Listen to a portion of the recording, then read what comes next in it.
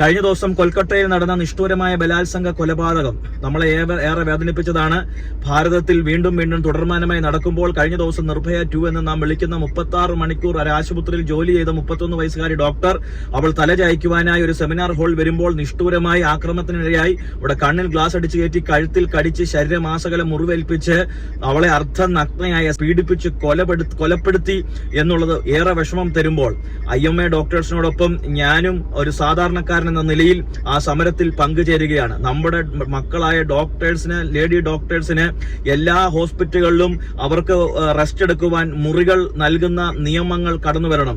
Lady doctors നമ്മുടെ പലരും ഇപ്പോഴും ജോലി ചെയ്തിട്ട് അവർക്ക് തലചായ്ക്കുവാൻ ഒരു മുറിയില്ലാതെ അവര് ഇരുന്നുറങ്ങുന്ന അവസ്ഥകൾ പലപ്പോഴും സംജാതമാകുന്നുണ്ട്. അവരും മനുഷ്യരാണ്. അവരും 36 മണിക്കൂർ കഠിനാധ്വാനം ചെയ്യുമ്പോൾ അവരെ സേഫ് സോണിൽ എത്തിക്കേണ്ടത് നമ്മുടെ ഭാരത